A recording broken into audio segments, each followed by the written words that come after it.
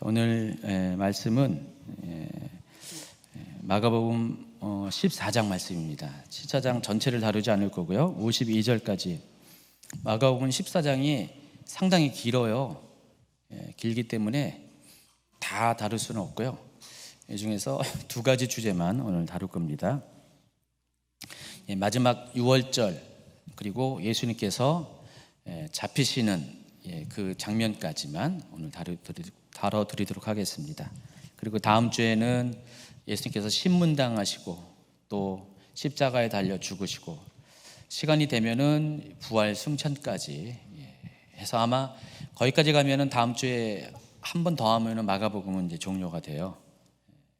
오늘이 11번째 시간이고 어쩌면은 한 번 더 12번째 시간으로 마가복음을 끝낼 수도 있을 것 같습니다. 오늘도 분량은 한 20페이지 정도고요. 제가 시간을 줄이기 위해서는 좌우지간 성경 기절을 덜 읽을 거예요. 덜 읽고 그냥 빨리빨리 진행하는 쪽으로 가도록 하겠습니다. 계속해서 이 마가복음 14장은 예루살렘에서의 예수님의 사역 3일째 되는 이야기가 이어지고 있습니다. 제가 일부러 첫째 날, 둘째 날, 셋째 날 구분해서 설명을 드리고 있잖아요. 여러분이 기억하기 편하라고 한 겁니다.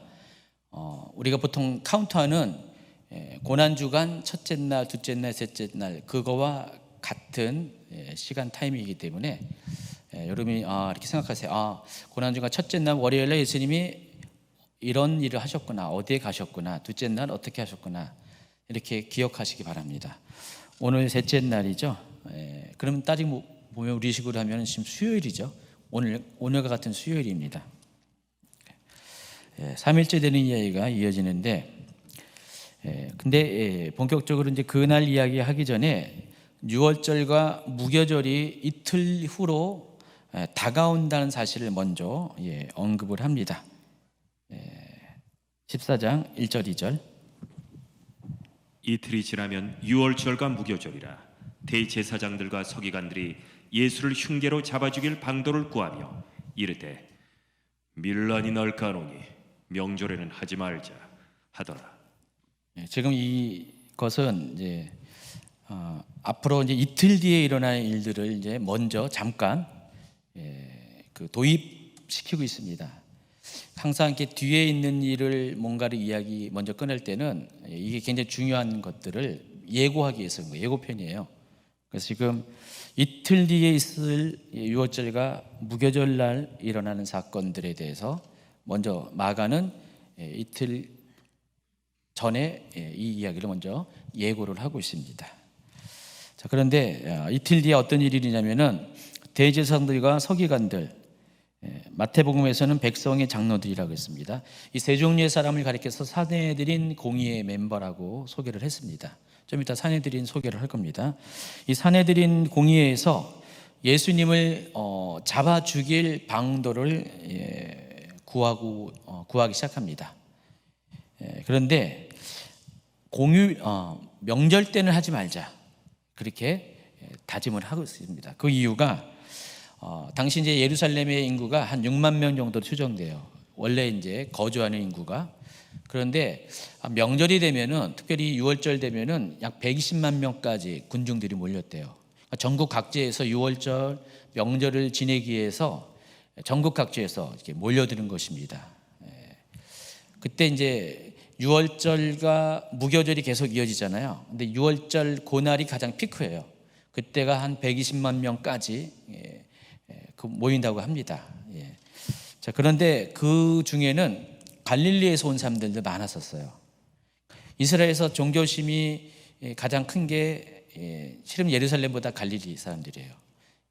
갈릴리에서 많이 왔는데 갈릴리 사람들 중에서는 예수님에 대해서 적어도 선지자 또는 그 중에 일부는 정말로 메시아라고 믿는 사람들이 적잖이 있었다는 것입니다.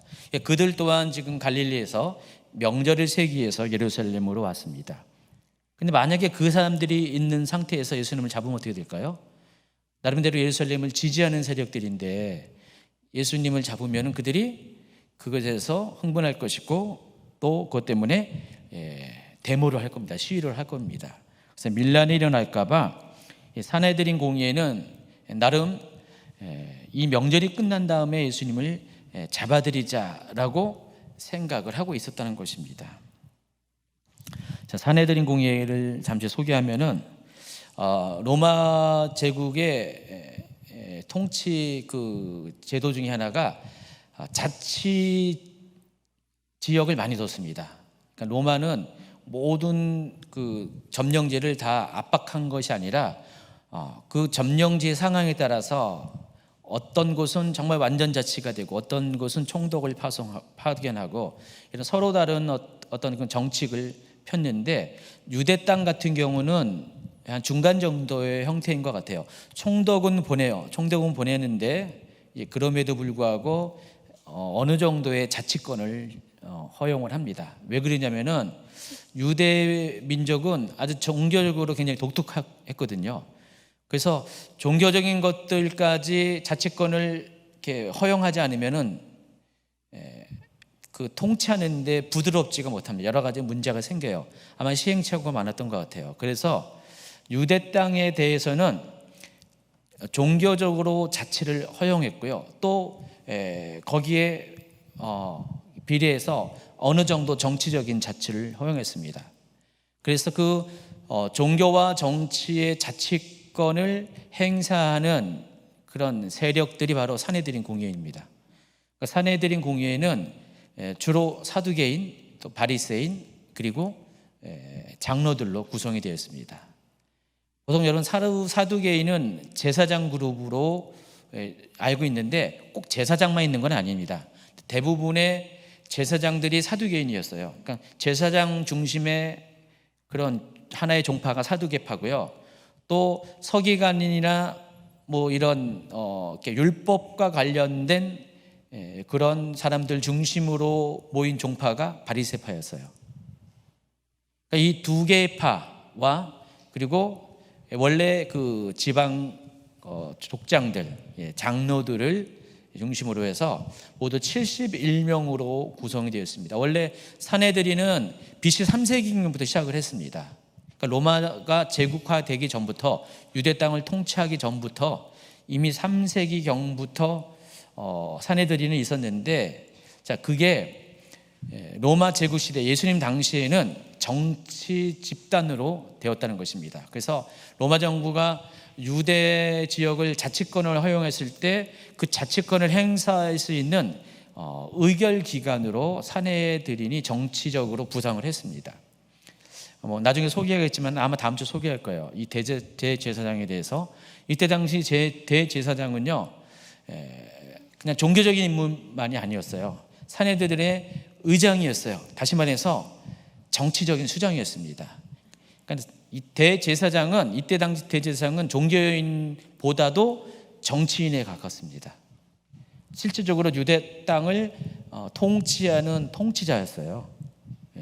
근데 대제사장이라는 타이틀로 유대 땅을 통치를 했습니다. 그래서 대제사장과 총독이 항상 긴밀하게 유대 땅에서 일어나는 중요한 현안들을 의논을 합니다. 자, 그런데 이 대제사장의 임명권을 누가 갖고 있냐? 로마 황제가 갖고 있었습니다. 그러니까 로마 황제가 대제사장을 임명했어요. 결국은 뭐예요? 대제사장은 종교적으로 아주 뛰어난 사람이 되는 게 아니라 정치적으로 수완이 있는 사람이 로마 정부와 이렇게 어떤 그 뭔가 거래를 통해서 대제사장으로 임명되는 그런 구조였습니다.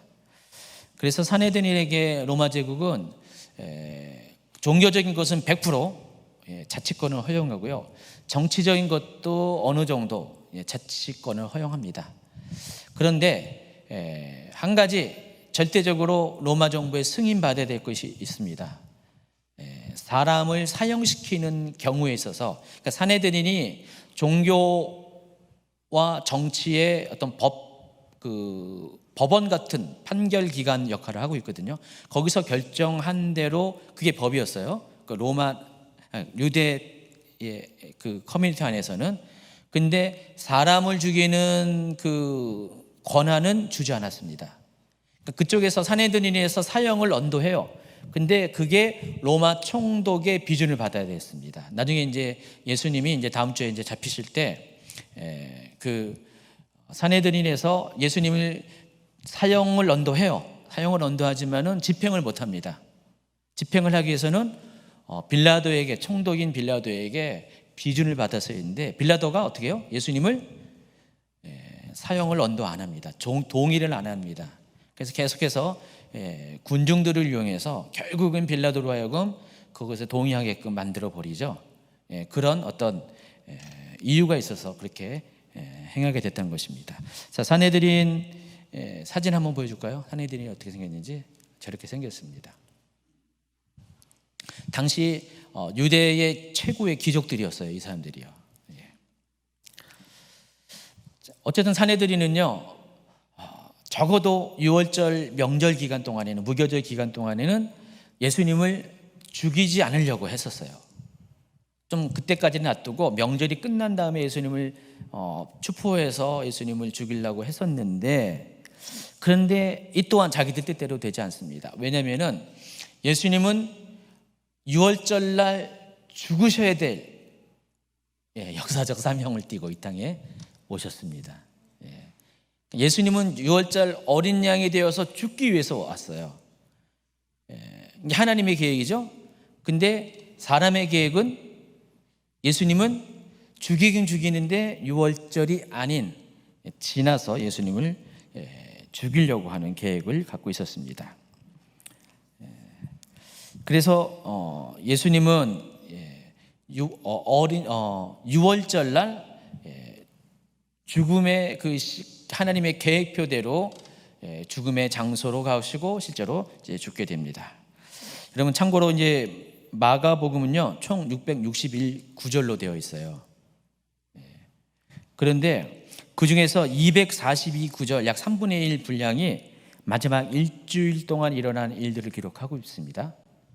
그리고 또 128구절, 약 5분의 1 분량은 예수님의 십자가 사건과 관련돼서 전후의 일들을 기록을 하고 있어요. 여러분, 이게 비중의 문제잖아요. 그만큼 이 마가복음은 예수님의 죽으심에 대해서, 어린 양으로서 죽으시는 그것에 대해서 굉장히 중요하게 여겼고 이것을 집중적으로 다루고 있다는 것을 여러분이 아시기 바랍니다. 따라서 마가가 곧 6월절과 이틀 뒤면 6월절과 무교절이 가까이 왔다라고 하는 이 말은 예수님의 십자가 사건을 알리고자 하는 복선에 해당하는 것입니다. 문학 용어에서 복선이라고 하잖아요. 뭔가를 먼저 이렇게 앞으로 일어날 것들을 미리 어떤 추측이 되는, 힌트가 되는 것들을 꺼내는 것, 이게 복선입니다. 그러니까 6월절과 무교절이 가까이 왔다. 그것은 예수님의 십자가 사건을 미리 알려주는 복선에 해당하는 것입니다. 3절에 보니까 예수님께서 베다니 나병 환자 시몬의 집에서 식사하고 있다 그랬습니다. 여기서 시몬이라는 것은 당시에 이제 여러분 베드로의 원래 이름도 시몬이었죠. 시므온이에요. 시므온. 원래 여러분 이게 야곱의 12 아들 중에 시므온이 있잖아요. 시므온 지파가 있잖아요. 그 시므온이 이때 당시에는 이제 그 발음이 조금씩 이제 현대식으로, 요즘식으로 하면 현대식으로 바뀝니다. 그러니까 시몬으로 불렀는데, 시몬이라는 이름이 굉장히 흔했던 이름이에요. 그냥 철수 수준으로 많았던 이름입니다. 그래서 여기 이 시몬이라고 이런 사람이 워낙 많으니까 문둥이, 여기는 나병 환자, 옛날 번역은 문둥이, 지금은 나병 환자 시몬의 집이라고 사람의 이름을 특정해서 이렇게 명칭을 부릅니다. 자, 이걸 통해서 알 수 있는 것은 이 시몬이라는 사람이 원래 나병 환자였다는 것. 근데 지금은 나병 환자가 아닌 것 같아요. 왜냐하면 다른 사람들하고 함께 식사하는 거 보니까 이걸 통해 알 수 있는 것은 예전에 나병 환자였다가 예수님에 의해서 고침을 받은 그런 과거가 있는 사람인 것 같아요. 그래서 그 사람 집에서 식사를 하고 있었습니다. 자, 그런데 한 여인이 순전한 나도 향유 한 옥합을 가지고 와서 예수님의 머리에 붙는 사건이 발생합니다. 14장 3절 후반부. 한 여자가 매우 값진 향유 곧 순절한 나드 한 옥합을 가지고 와서 그 옥합을 깨뜨려 예수의 머리에 부으니 5절에 의하면은요, 14장 5절에 의하면은 이 여인이 갖고 있는 나드 향유의 값어치가 무려 300데나리온. 요즘 시세로 환산하면은 약 3천만 원 정도. 엄청나게 비싼 향유를 지금 예수님이 머리에 벗다 그랬습니다. 자, 그러니까 뭔 일이 생깁니까? 4절 5절. 어떤 사람이 화를 내어 서로 말하되 아니 어찌하여 이 향유를 허비하는가? 이 향유를 300데나리온 이상에 팔아 가난한 자들에게 줄 수 있었겠도다 하며 그 여자를 책망하는지라. 여기서도 또 이제 참고로 나드에 대해서 소개를 하겠습니다. 제가 이제 이거 이렇게 마가복음 강해도 하고 뭐 하면서 항상 이렇게 참고 사항이 많잖아요. 여러분 그동안 이제 궁금했던 것들이 여기 많이 이제 답이 있습니다. 자, 나드는 영어식 표현이고요. 히브리어는 이제 네르드라고 합니다. 근데 이것도 원래 외국어에서 온 발음이에요. 외국어에서 인도 발음인데 인도에서 나라다라는 그런 단어에서 히브리어로 바뀌면서 네르드가 됐습니다. 향기를 바라다라는 뜻을 가진 단어입니다. 원래 이 나드가 어디서 왔다고요?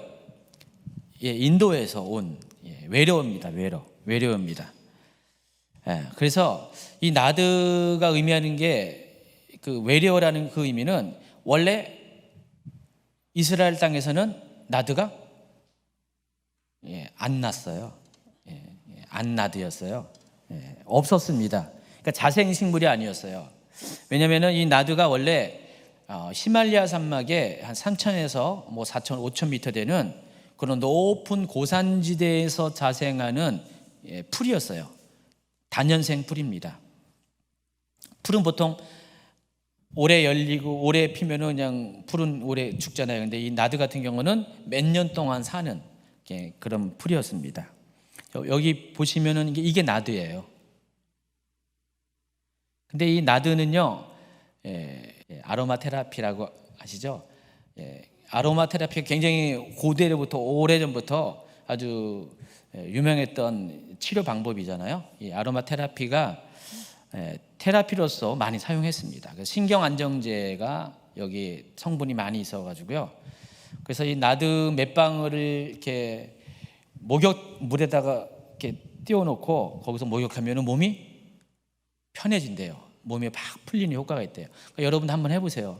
근데 지금 이제 우리가 사는 이 나드가 옛날에 그 나드처럼 순도가 그렇게 100% 좋은 건지는 잘 모르겠어요. 근데 혹시 모르니까 한번 목욕탕에다가 여러분 나도 요만한 거 팔잖아요. 2만 몇천 원 주고 그거 한 몇 방울 풀어놓고 한번 목욕을 해보세요. 그러면 몸의 피곤이 확 풀린다고 합니다. 그래서 이 나드를 이렇게 이런 풀에서부터 나드의 향유를 추출하는데 한 뿌리 아까 봤죠?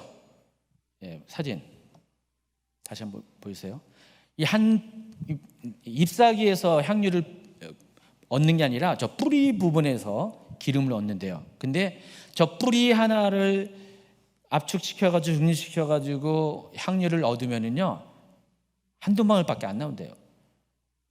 그러니까 엄청난 많은 나드 그 풀의 뿌리를 다 모아가지고 한 이만큼 모아가지고 그거를 찌고 삶고 뭐 증류시키고 등등 해가지고 하면은 이만큼 나오는 굉장히 적은 분량이 나온다고 했습니다. 그래서 비쌌어요. 첫 번째 비싼 이유가 이스라엘에서 자생하는 게 아니라 그것도 고산지대에서만 자라는 그런 식물이었어요. 거기서부터 이걸 갖고 와야 되고요. 그리고 워낙에 생산성이 낮았습니다. 뿌리 하나에서 뭐 한두 방울밖에 향유를 얻을 수가 없었어요. 더군다나 운반비가 엄청 비쌌습니다. 인도에서부터 이스라엘까지 갖고 오려면 어떻게 해요? 운반비가 굉장히 비싸고 또 국경세를 뭐 다니면서 무역이라는 거 그때 당시 국경세가 상당히 중요했거든요. 무역 중에. 그래서 국경세를 물다 보니까 가격이 오르고 올라가지고 인도에서부터 이스라엘까지 딱 오면은 겨우 100ml 한 병에 3천만 원. 바카스보다 작아요. 100ml밖에 안 되는데. 그래서 용량은 되게 작은데 우리가 쓰는 그 병에는 몇 밀리터 되나요? 100리터는 아니죠. 한 20리터, 30mm? 그것밖에 안 되잖아요. 근데도 우리가 몇만 원씩 샀잖아요. 몇만 원씩 샀는데 그때는 그거보다 조금 더 큰데 100ml 정도밖에 안 되는 3천만 원일 정도로 엄청나게 아주 고가의 향유였습니다. 아무나 이거는 살 수가 없어요. 자, 그런데 그 비싼 향유를 100ml밖에 안 되는데 3천만 원이나 되는 그 값어치가 높은 비싼 향유를 갑자기 한 년이 나와가지고 예수님한테 와가지고 그 옥합을 탁 깨트리고 향유가 담겨있는 옥합을 깨트리고 예수님 머리에 부었다는 거예요. 그러니까 옆에서 제자들이 보니까 한편으로는 이해하지만 너무 화가 난 거예요. 어떻게 저렇게 비싼 것을 한 번 이벤트를 위해서 3천만 원을 허비하냐. 차라리 그거 가난한 자들을 위해서 구제 헌금으로 우리한테 내면은 그걸 가지고 아주 요긴하게 쓸 것인데 그 얘기를 하고 있다는 것입니다. 그런데 한 가지 여러분 이제 오해가 있는 게 여기 옥합을 깨트렸다라는 표현이 실제로 옥합을 깨트린 게 아닙니다. 물론 우리가 거기까지 생각 안 했을 거예요. 거기까지 생각 안 한 분이 있어요. 옥합을 깨트린 것은 헌신했다라는 그런 의미로 여러분 받아들이죠. 근데 어떤 분들은 실제로 옥합을 깨트렸다. 이게 물병이잖아요. 이거를 딱 깨트려가지고 망가뜨려가지고 이렇게 따라고 생각하는 분도 이 중에서 한 두세 명 계실 거예요. 그렇죠? 있었어요? 솔직히 얘기해 보세요. 있었죠? 없었어요? 그래서 여기서 옥합을 깨트렸다라는 그 의미가 뭔지를 좀 설명합니다. 이 옥합은요, 어떤 특별한 물질로 만듭니다. 석고 비슷한 광물질로 만드는데 그게 엘러바스터라는 광물질이 있어요. 근데 이게 석고랑 비슷해요. 빛을 비치면은 반투명이에요. 빛이 어느 정도 투과가 된 겁니다. 석고처럼 된 거를 거기에 구멍을 파가지고요, 그거를 병 모양으로 만들어서, 자 보시면 알겠지만은 요런 거, 여기 100원짜리 동전을 비교해냈잖아요. 저게 이제 발굴된 엘러바스터로 만든 옥합입니다. 그러니까 나들을 담았던 실제 옥합. 저 사이즈를 보면은 정말 바카스병보다 작죠, 그렇죠? 근데 저 병에 들어간 게 얼마라고요? 3천만 원. 비싸도 너무 비싸잖아요. 그렇기 때문에 저거를 인도에서부터 이스라엘까지 운반하려면은요, 너무 고가기 때문에 아무 용기에 담을 수는 없었어요. 그냥 병에 담을 수도 없었잖아요. 유리에 담을 수도 없고, 그때 당시 유리도 없었지만은 유리에 담을 수도 없었고요. 또 질그릇에 담을 수도 없었잖아요.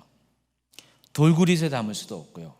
그래서 석고는 좀 가볍잖아요. 그러니까 석고와 같은 재질이기 때문에 엘러바스터도 가벼울 수밖에 없겠죠. 그리고 좀 보기에도 지금은 이제 몇천 년 된 거라서 이렇게 했지만 그때 당시 새로 만들 때는 굉장히 윤기도 있을 거 아니에요. 저 병이요, 고급진 병이라는 것입니다. 그래서 저기에다가 담습니다. 원래 나드가 휘발성이 강하대요. 그래서 실온 상태에서 뚜껑 없이 두면은 빨리 증발된대요. 그래서 저 엘러바스터로 만든 옥합에다가 집어넣고요, 밀랍 같은 걸로 위에다가 봉합니다. 아주 단단하게 봉해요. 마치 저 옥합하고 뚜껑이, 밀랍으로 만든 뚜껑이 한 몸이 된 것처럼 단단하게, 공기도 안 들어가게 완전히 밀봉해요. 그 상태로 외국으로 가는 겁니다. 그래야지 안전한 거예요. 그러면 그것을 사용하려고 하면은 보통은 저거 갖고 있다가 이제 아마 이 여인은 시집 미천으로 삼으려고 했는 건지는 잘 모르겠지만은 개봉도 안 한 상태에서 자기가 이제 정 수입한 거잖아요. 받은 그대로 보관하고 있었어요. 아마 무슨 장롱에다가 금괴 보관하는 것처럼 아마 뒀을 거예요. 보관하고 있다가 언젠가 필요할 때 사용하려고 아마 재산 가치로 이렇게 보관했을 가능성이 많습니다. 그래서 보관하고 있다가 이제 예수님한테 저걸 할 때 저 여인이 처음으로 저걸 개봉한 거예요. 개봉할 때 어떻게 해요? 그 밀랍으로 아주 견고하게 뚜껑을 만들어 버린 그것을 떼는 작업을 합니다. 이게 옥합을 깨트렸다라고 표현하는 거예요, 성경에서요. 이해하시겠죠? 저 병을 완전히 탁 집어던져가지고 쪼각냈다 그 뜻이 아니라 저희는 뚜껑을 아주 견고하게 밀랍으로 밀봉된 뚜껑을 떼어버렸다라는 그런 의미라는 것을 아시기 바랍니다. 당시 이제 나들을 비롯한 모든 이제 향유들은 여러 가지 용도를 사용했어요. 근데 그 중에서 한 용도는 왕의 기름 부음 의식 때 그때 쓰는 것은 보통 관유라고 이렇게 하죠. 관유. 특별한 제조 방법에 따라 만든 관유가 있고요. 그리고 또 시신에 바르는 향품으로도 향유들을 많이 사용합니다. 그럼 나드 같은 경우는 굉장히 귀한 거고 비싼 거잖아요. 비싼 거기 때문에 아마 아주 중요한 일일 때 이 나드를 아깝지 않게 또 일반적인 사람이 아니라 아주 특별한 신분에 있는 사람들에게 그런 용도로도 사용이 가능했을 것입니다. 자, 이 여인은 결과적으로 그와 같은 목적을 가지고 한 건 아니지만은 결과적으로 그런 목적으로 그 여인의 행동이 이렇게 사용되었다는 것입니다. 그래서 예수님께서 이렇게 말씀하십니다. 6절, 7절, 8절, 9절. 예수께서 이르시되 가만두어라. 너희가 어찌하여 그를 괴롭게 하느냐. 그가 내게 좋은 일을 하였느니라. 가난한 자들은 항상 너희와 함께 있으니 아무 때라도 원하는 대로 도울 수 있거니와 나는 너희와 항상 함께 있지 아니하리라. 그는 힘을 다하여 내 몸에 향유를 부어 내 장례를 미리 준비하였느니라. 내가 진실로 너희에게 이르노니 온 천하에 어디서든지 복음이 전파되는 곳에는 이 여자가 행한 일도 말하여 그를 기억하리라 하시니라. 근데 이 여자가 누굴까? 여기 마가복음에 이 여자가 누군지 나와 있습니까? 그냥 시몬의 집에 어느 여인이 갑자기 짠 하고 나타나가지고 향유를 뚜껑을 떼서 옥합 뚜껑을 떼서 예수님의 머리에 부었다. 근데 이 여인이 누구인지는 잘 몰라요. 여러분 이제 공간복음서보다 약 30년 뒤에 기록된 게 요한복음이라고 했죠. 그래서 요한복음의 기록 목적 중에 하나가 기존의 공간복음에 기록된 것들의 중복을 피해요, 많이. 그러니까 공간복음에 기록된 것을 굳이 요한복음에서 다시 쓰진 않아요. 근데 중요한 사건들은 또 같이 써요. 그리고 또 한 가지가 그 공간복음에 누락된 어떤 설명들이 있습니다. 설명이 충분하지 못한 것들, 때로는 설명에 약간 좀 잘못 기록한 내용들이 있잖아요. 오해가 있는 부분들, 이런 것들은 요한복음에서 그것들을 다시 정정하는 그런 내용들이 많이 있어요. 특별히 이 사건도 마찬가지입니다.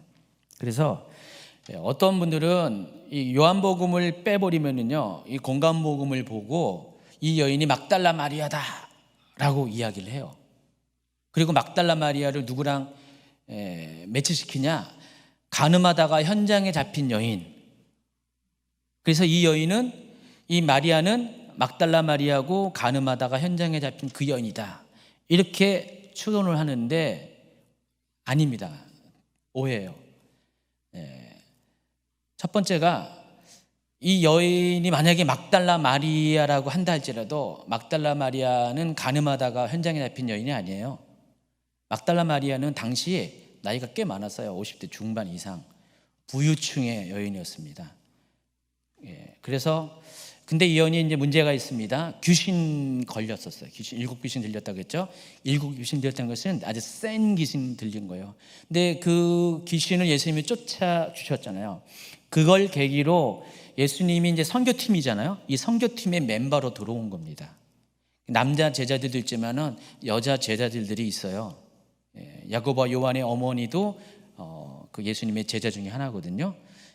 그래서 야고보와 요한의 어머니와 거의 동년배의 50대 중반의 돈 많은 부유층 여인. 또 한 가지 추론이 가능한 것은 갈릴리의 막달리아라는 도시의 출신의 마리아일 가능성이 많습니다. 그러니까 가늠하다 현장에 잡힌 여인도 아니고 향유 옥합을 예수님의 머리에 부은 여인도 아닙니다. 그래서 요한복음에서는요, 그 여인이 누군가를 명확하게 밝혀요. 볼까요? 요한복음 11장하고 12장. 어떤 병자가 있으니 이른 마리아와 그 자매 마르다의 마을 베다니에 사는 나사로라. 이 마리아는 향유를 주께 붓고 머리털로 주의 발을 닦던 자요, 병든 나사로는 그의 오라버니더라.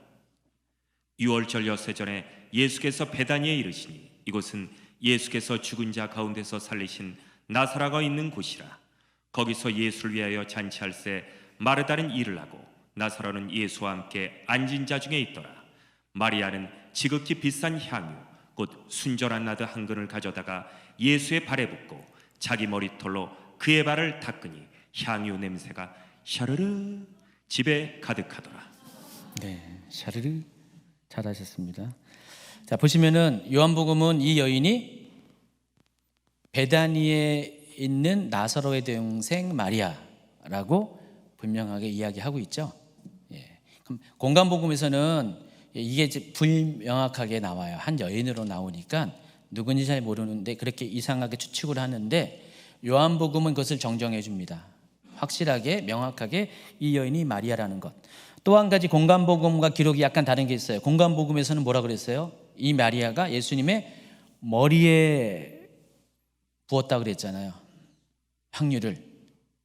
근데 그 향유를 붓고 여기 보면 요한복음에서는 머리털로 이렇게 닦았잖아요. 그러면 예수님은 머리에 붓고 머리털로 닦는다는 것은 그때 당시 정서로서는 맞지가 않아요. 근데 지금 이 요한복음에서는 마리아가 머리가 아닌 예수님의 발에 향유로 부은 걸로 기록을 하고 있습니다. 그리고 그 발을 씻는 장면입니다. 여기 그림이 있어요. 볼까요? 참 누가 그리지 모르지만 그냥 고증을 잘했어요. 옥합병도 아까 엘레바스터로 만든 그 옥합병하고 비슷하죠? 조만했어요. 저거를 예수님의 발에 붓고 자기 머리털로 이렇게 닦았습니다. 예수님이 이렇게 침대에 계신 게 아닙니다. 좀 이따 저것도 제가 설명을 할 겁니다. 어쨌든 요한복음에서는 이 무리 가운데 예수님의 머리가 아닌 발에다가 향유를 부은 여인이 바로 나사로의 동생 마리아라는 것을 알려주고요. 또 공간복음에서는 사람들 중에 누가 뭐 이렇게 300데나리온을 되는 이 돈 왜 허비하느냐고 말했는데 그 누가 누군지를 또 밝혀주고 있습니다. 요한복음 12장 4절 5절에 보면은 누굴까요? 읽어주세요. 제자 중 하나로서 예수를 잡아줄 가룟 유다가 말하되 이 향유를 어찌하여 300데나리온에 팔아 가난한 자들에게 주지 아니하였느냐 하니. 바로 그 사람이 가룟 유다였다라고 합니다. 한번 가룟 유다의 표정을 보세요. 아주 기분이 좀 나쁜 표정 지고 있죠. 근데 가룟 유다가 이렇게 저 표정을 한 이유가 있습니다. 요한복음 12장 6절에는요 계속해서요 이렇게 설명합니다. 그 이유를 이렇게 말하면 가난한 자들을 생각함이 아니요 그는 도둑이라 동괴를 맞고 거기 넣는 것을 훔쳐가미로라. 도둑이라고 했어요. 사도 요한은요 실제로 가룟 유다가 어찌된 연고인지 몰라도 그 예수님의 전도팀의 재정 책임자였어요. 재정을 맡은 사람이었어요. 그러니까 돈깨를 갖고 다니면서 후원 들어오는 돈이 있으면 갖다 놓고 그걸 관리하면서 뭐 이렇게 필요한 것들을 사고 밥도 사 먹고 뭐 어디 가면 이렇게 여비로 사용했어요. 근데 그것을 담당하는 사람이었어요. 이 가룟 유다만이 예수님 12 제자 중에서 갈릴리가 아닌 유대 지역 출신입니다. 예, 그 가룟 유다라고 했을 때 이 가룟이라는 뜻이 가리옷 출신이라는 뜻이에요. 가리옷 출신. 가리옷이 어디냐면은 유다의 남부 지역의 도시명이 가리옷이 있습니다. 그러니까 거기 출신의 유다라는 뜻이에요. 그래서 가룟 유다만이 12제자 중에서 유일하게 예루살렘 근처에 살던 사람이었습니다. 나머지 11제자는 전부 다 100% 11명 모두가 갈릴리 출신입니다. 아마 그런 걸로 보면은 예루살렘 쪽에 있었기 때문에 더 많이 배웠을 것이고, 더 많이 어떻게 보면 똑똑하고, 또 이 사람의 또 소속 그 종파가 어디냐면은 셀로 땅, 젤로 땅이라고 하는 열심당원이었어요. 그러니까 요즘식으로 말하면은, 요즘식으로 하면은 제가 얘기했죠. 일제시대 때 독립군, 혁명 일으키는 이런 사람들이었어요. 지난 시간에 얘기했잖아요. AD 한 600년경에 이 열심당원들이 세금 문제로 반란도 일으켰다고 했잖아요. 굉장히 유대의 민족주의가 강한 사람들이고 굉장히 의로움을 추구하는 사람들, 그냥 가만히 기도하는 것보다 더 행동으로 보여주는 그런 사람들. 그러니까 예수님의 제자 중에는요 다 있었어요. 네 종파가 다 있었습니다. 사두개도 있었고요, 제사장 중에서도 예수님의 제자가 됐고, 바리새인 중에서도 예수님의 제자가 되었고요, 또 그 에세네파 중에서도, 금욕주의자들 중에서도 예수님의 제자가 있고요, 이렇게 열심당원 중에서도 예수님의 제자가 있습니다. 시몬이라는 사람이 또 있는데 예수님의 제자 중에서 보세요. 누가복음 6장 15절, 마태와 도마와 알페와 아들 야고보와 셀롯이라는 시몬이라고 했죠. 이 셀롯이 바로 열심당원이었습니다. 시몬과 더불어서 예수님의 제자 중에서 2명이 열심당원이었어요. 바로 시몬과 가룟 유다입니다. 그런데 이 가룟 유다가 그러다 보니까 어떻게 다 보니까 이제 돈기를 맞는 재정 담당이 됐습니다. 근데 이제 요한은 그 유다가 어떻게 한 것을 알고 있었나 봐요. 그래서 이제 복음서에 이렇게 기록했습니다. 그래서 돈이 들어오면 관리하다가 개인적으로 공금을 횡령을 한 거예요. 그 공금 횡령에 해당하는 것입니다. 자, 그런 그 유다의 입장에서 지금 만약에 이 마리아가 3천만 원에 해당하는 이 향유를 이 전도팀의 재정을 위해서 만약에 헌물로 드렸다, 헌금을 드렸다, 그럼 어떻게 돼요 이게? 거기서 자기가 떼어먹을 수 있는 확률이 있잖아요. 근데 아니 이걸 다 버려버려? 너무 기가 막힌 거예요. 짜증이 나는 거예요. 아니 이거 우리 전도팀을 위해서 헌금하면은 어디 덧나? 왜 쟤는 왜 저래? 하면서 아주 이상한 여자야 하면서 머리가 안 돌아가 뭐 이런 식으로 하면서 아마 그렇게 화를 낸 것 같습니다. 한마디로 마리아의 이 같은 돌발적인 행동 때문에 자기가 돈을 벌 수 있는, 이익을 얻을 수 있는 기회가 사라져 버렸다는 것입니다. 제가 이제 이거 보면서 갑자기 요즘 이렇게 막 이렇게 여기 뉴스에 막 올라오는 어떤 분이 있잖아요. 어떤 분이 있잖아요. 요즘 어느 여자분, 막 실명은 얘기하지만 어느 여자분이 있잖아요. 근데 그분도 아마 시작은 그 할머니들을 위해서, 위안부 할머니를 위해서 좋은 일을 하려고 아마 그 단체 만들고 시작을 했을 것 같아요. 항상 그런 일을 하는 분들은 좀 진보적인 생각을 가진 사람들이 하잖아요. 보수적인 분보다 그래도 진보적인 분들이 어떤 의로움을 추구하고 막 그렇게 그런 일을 하게 됩니다. 근데 요즘 드러나는 거 보세요. 시간이 지나니까 어떻게 돼요? 돈과 연관돼 가지고 문제점들이 많이 드러나잖아요. 이분만 그런 게 아니라 그걸 보면서 아유 가룟 유다를 생각이 나더라고요. 가룟 유다가 속한 열심당들이 그런 진보주의적인 사람들이거든요. 민족주의적이고 진보주의적인 사람인데 또 그 뒷면에 이 가룟 유다는 이렇게 재정의 문제에 있어서 정의롭지 못한 행동을 합니다. 2000년 전에 이 가룟 유다라는 인물과 지금의 사람들이 묘하게 오버랩이 됩니다. 어쨌든 우리가 이제 이와 같은 비슷한 경우가 있어요. 이제 가룟 유다와 같이 이렇게 이중성도 있겠지만은 보통 예수님께서 이렇게 행하시는 일들, 예수님이 지금 이것은 행한 것은 마리아지만 예수님 그것을 수용하셨잖아요. 그리고 그것을 오히려 칭찬을 하셨잖아요. 근데 아마 가룟 유다의 입장에서는 그 여인의 마리아의 행동도 이해가 안 됐지만은 이것을 칭찬한 예수님의 말씀도 이해가 안 갔을 거예요.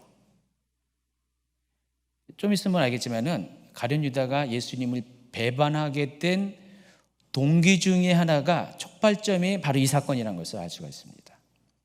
그러니까 가룟 유다의 입장에서는 이와 같은 행동에 대해서 반응하는 예수님이 이해가 안 되는 거예요. 뭔가 문제가 있어요. 쾌수천을 가질 수밖에 없다는 것입니다. 우리가 때로 하나님이 하시는 일에 대해서 그럴 때가 있습니다.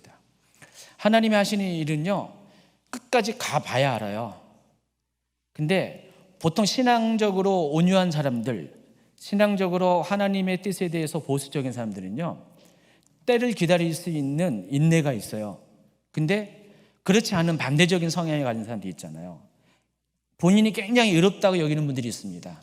나는 하나님 말씀대로 살 거야, 하나님 뜻대로 살 거야 라고 하면서 성경을 기준으로 해서 아주 하나하나 다 문자적으로 따지면서 사람들의 행동을 판단하는 사람들이 있습니다. 오늘날도 있잖아요.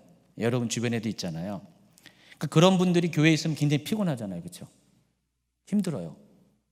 그냥 가만히 못 넘어가고, 물론 그분들은 그 의로움이라는 명확한 그 자기 생각이 있어서 하는데, 근데 조금만 참아주면 되는데 못 참으니까 하나님은 우리가 지금 단계에서 다 설명하지 않으면서 결국 하나님의 원래 목적하신 바를 나중에 이루실 때가 꽤 있습니다. 근데 그때까지 못 기다려요. 못 기다려 보니까 막 이렇게 섣불리 행동을 할 때가 있습니다. 그렇게 되면 어떻게 되죠? 판단해요. 사람만 판단하는 게 아니라 하나님도 판단합니다. 정말 하나님 살아계신 거예요? 나중에 거기까지 돼요. 하나님 원망까지 됩니다.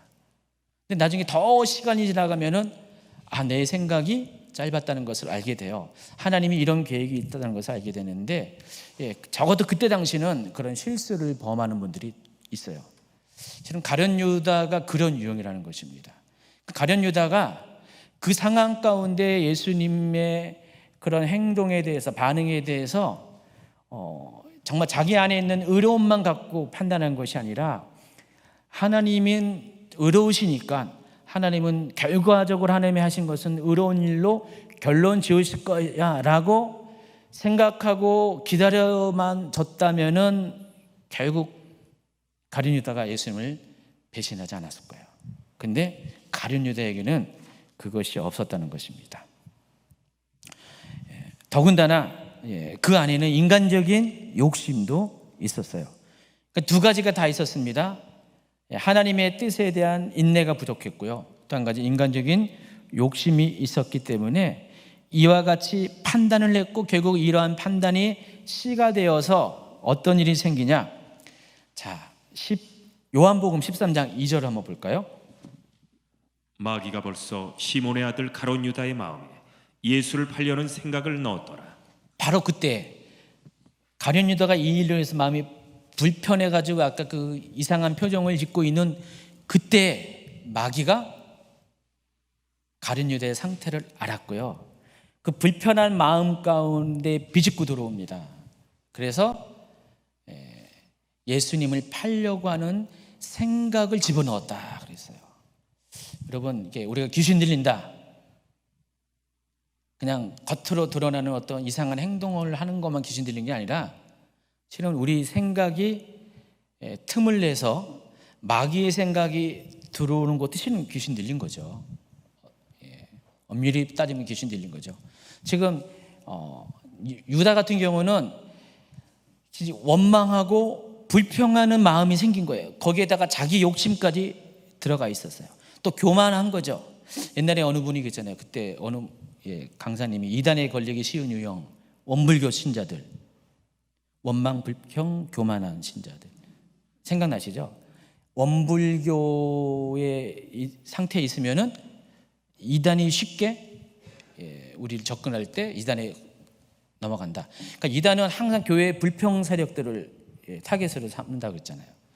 신천지들이 교회에 이제 추수꾼으로 들어와서 잠복하고 있다가 타겟을 노리는데 교회에 불평불만이 있는 사람들을 가서 접근하는 겁니다. 그 사람들이 얘기를 들어주고, 그랬지, 아이 그 목사님이 왜 이래, 아이 그 장로님이 왜 이래, 그 셀리더가 왜 이래, 아 이 교회 좀 문제가 있어 막 하면서, 그러면 자기 불편한 마음을 들어주니까 어떻게 해요? 마음이 뺏기죠. 하다가 근데 어디 좋은 데 있는데 한번 가볼래? 그러다가 가다 보면 신천지. 진짜로 그래요. 꼭 신천지 이단이 아니더라도요. 제가 이제 목회하면서 보니까 우리 교회에서도 있다가 갑자기 어느 순간에 교회를 나가는 분들도 보면은 그런 유형이 거의 세 분 중에 두 분이에요. 한 분 정도는 여러 가지 사정이 있어요. 근데 세 분 중에 두 분은 그런 어떤 불편한 마음, 불만스러운 마음이 생길 때 그것을 다스리지 못할 때 갑자기 교회를 떠나게 하는 마음을 딱 주는 거예요. 그때 어딘가 뭔가가 누가 소개해요. 이거 한번 들어봐. 그러면 이렇게 불평불명하는 마음이 있으면요, 일단 목사님 설교가 안 들린다고 하더라고요. 옛날에 그랬었죠.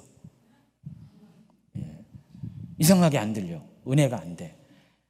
똑같은 설교인데 옆에 사람 똑같이 예전처럼 똑같이 은혜만 했는데 나만 이상하게, 아무리 목사님이 은혜 주는데 남들은 다 은혜 받았다고 해도 나는 맹숭맹숭하고 들리지도 않고 예배 시간에 졸고 막 그러잖아요. 그런 경험 한두 번 했잖아요. 실제로 그래요. 안 들려요. 기가 막혀버려요. 그래서 제가 또 기가 막히죠. 그러니까 기가 막히고 안 들리다 보니까 그 사이에 다른 게 들어오면은요 혹해버려요. 그리고 쑥 그냥 떠나버려요. 요즘 저희 교회뿐만 아니라 요즘 현대인들이 그런 분들이 참 많아요. 그런 유형들이 많습니다. 많이 열려 있고 또 어떤 이렇게 불평불만할 수 있는 어떤 소재들도 있다 보면은 그렇게 돼요. 그래서 마음을 빼앗기면 안 되거든요. 그러니까 마귀가 생각을 불어넣는 근거를 만들어버리면 안 돼요. 그런 틈이 생겨버리면은 빨리 쫓아버려야 돼요. 내가 왜 이런 생각하지? 빨리 쫓아버려야 돼요. 여러분, 생각은요 눈덩이와 같아가지고 처음에는 조그만 생각이었는데 마귀가 처음부터 눈치채게 큰 거 안 집어넣어요. 조그만 걸 집어넣어요. 그럼 이거를 놔두잖아요. 중력의 법칙에 의해서 우리가 살아가는 우리 인간의 속에 있는 죄의 법칙은 중력의 법칙과 똑같아요. 그래서 이게 점점 시간이 가면 굴러가서 커지고 나중에 눈덩이처럼 커져버려요. 사건이 일어나고요. 문제가 생길 수밖에 없습니다. 그러니까 마귀가 주는 생각을 빨리 분별해야 돼요. 빨리 쫓아버려야 됩니다. 혹시 그런 생각 갖고 계신 분 계셨어요, 여기요? 그런 생각 있으면 오늘 빨리 뽑아버리셔야 됩니다. 그리고 옆에 분이 누군가가 알려줘야 돼요. 그분의 상태를 알려줘서, 그러니까 시험에 들지 말라고 했잖아요.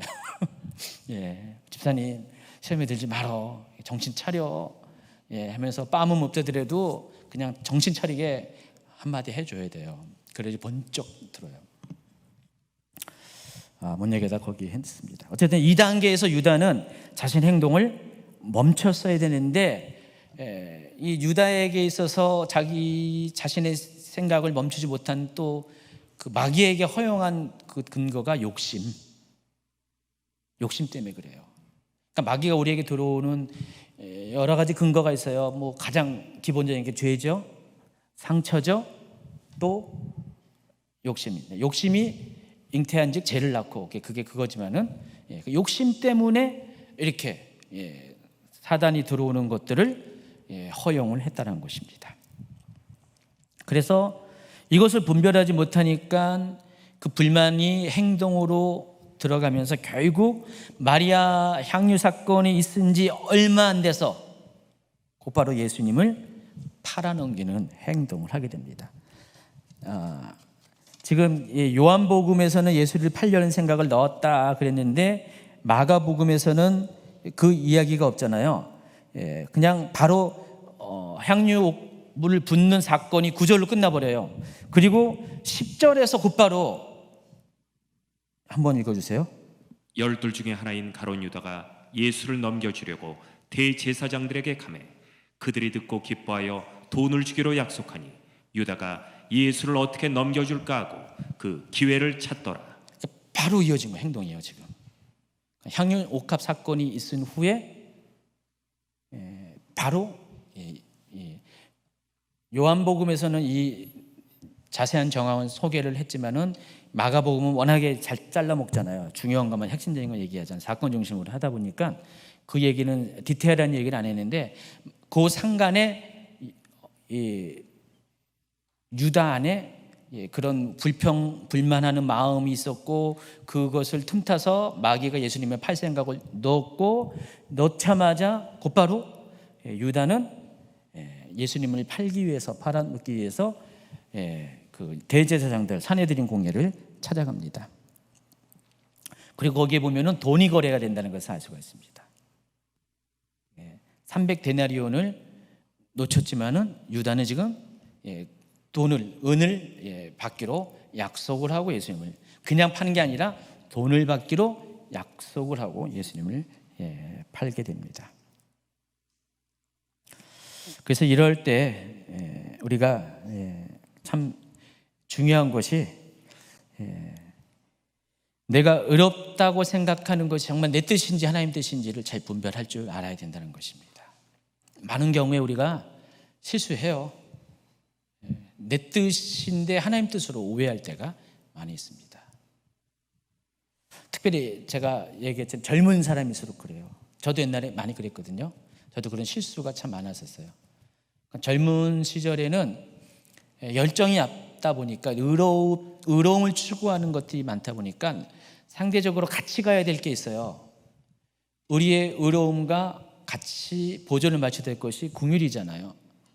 제가 늘 여러분에게 얘기했지만은 의로움과 궁율은 동전의 양면과 같다 그랬어요. 그러니까 내가 정말 의롭다는 것을 확인할 수 있는 나침판과 같은 것, 내가 의로운 행동을 제대로 의로운 행동을 하고 있다는 것, 제대로 의롭게 생각하고 있는 것을 확인할 수 있는 한 가지 기준이 뭐라고 했어요? 궁율이라고 했어요. 내가 의롭게 생각하는 만큼 정말 불쌍히 여기느냐 남을. 내가 저 사람을 의로움으로 막 옳고 그름을 막 따져요. 근데 단지 옳고 그름만 따지는 것이 아니라 저 사람 영혼에 대한 불쌍히 여기는 마음을 가지고 그 불쌍하기 때문에 잘못되면 안 되니까 옳고 그름을 따지는 건가, 그냥 단지 옳고 그름만 따지는 건가를 구분할 줄 알아야 된다는 것입니다. 분별할 줄 알아야 돼요. 그래서 만약에 여러분 안에 궁율 없는 판단만 한다면은 여러분은 의로운 거 아니에요.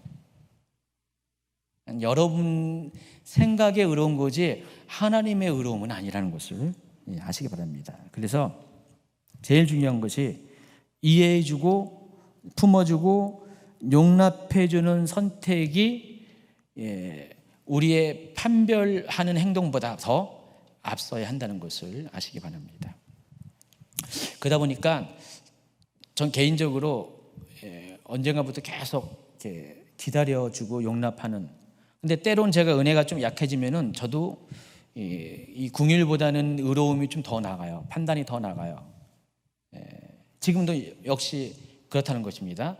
틈틈이 제가 스스로가 조절 안 하면은 의로움이 먼저 나가요. 근데 그래도 애쓰고 노력하고 하나님 뜻대로 살려고 하다 보면은 어떤 상황에서도 궁율하는 마음이 더 많이 와요. 그리고 궁율한 마음이 있으면 기다릴 줄 알아요.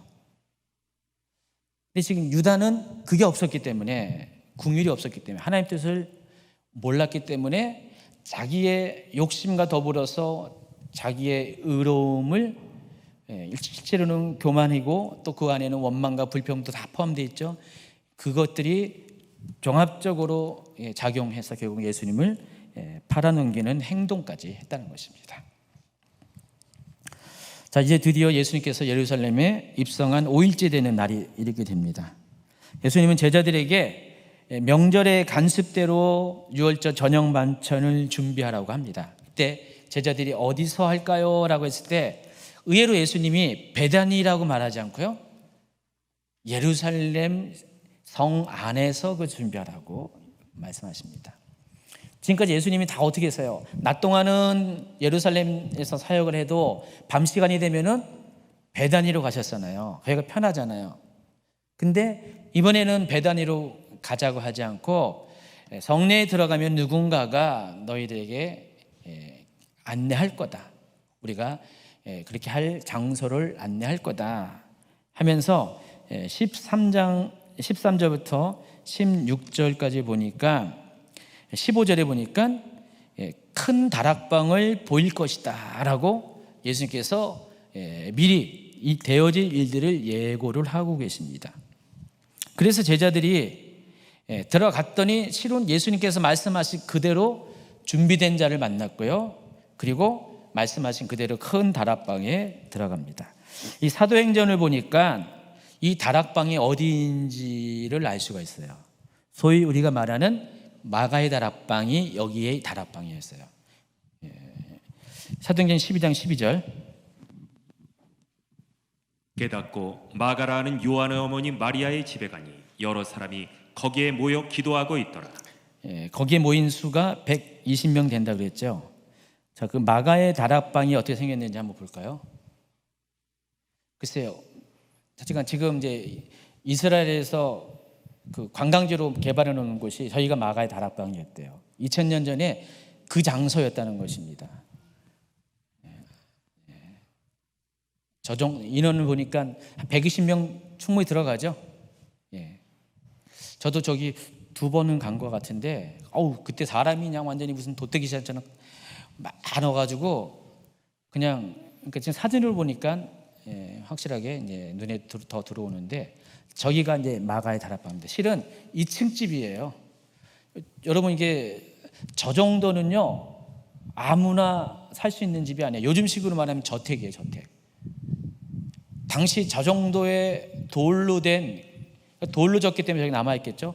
돌로 된 그런 저 정도의 규모에 산다는 것은 굉장히 부유한 사람인 것을 의미합니다. 그래서 마가는 굉장히 부유한 집의 사람이었어요. 그러니까 마가의 어머니가 돈이 많은 과부였다는 것입니다. 자, 저 방에서 나중에 초대교회 성도들이 모여서 성령 강림 전에 기도하고 있다가 바로 저 장소에서 성령 체험을 하게 됩니다. 자, 마가라는 사람의 이름은 로마식 이름이고요, 원래 마가의 이름은 요한입니다. 요한이 마가입니다. 마가의 이름입니다. 사도행전 15장 37절에 보니까 바나바는 마가라 하는 요한도 데리고 가고자 하나 그랬잖아요. 그러니까 원래 마가의 본명은 요한이고요, 이 마가는 로마식 이름이에요. 헬라식 이름입니다. 자, 이것을 통해 알 수 있는 것은 이 마가는 로마와 헬라 문화에 익숙한 사람이란 것입니다. 실제로 나중에 마가가, 이때는 예수님이 돌아가실 때는 굉장히 젊은이였고요, 나중에 바나바와 바울을 쫓아서 제1차 선교 여행에 동행을 합니다. 바나바가 마가의 외삼촌이었어요. 마가의 엄마의 남동생이었습니다. 그러니까 바나바의 후견을 인해서 선교팀에 동참을 했는데, 나중에 어떻게 해요? 이 마가 때문에 바나바와 바울이 쪼개져요. 왜냐면은 제1차 전도 여행 중에 사도행전에 보니까 15장 38절, 바울은 밤빌리아에서 자기들 떠나 함께 일하러 가지 아니한 자를 데리고 가는 것이 옳지 않다 하여 서로 심히 다투어 피차 갈라서니 바나바는 마가를 데리고 배 타고 그보로로 갔다 그랬습니다. 그리고 이제 바울은 다시 1차 전도 여행 갔던 지역을 내륙을 통해서 이제 가게 되죠. 바로 그 원인을 제공한 게 마가였어요.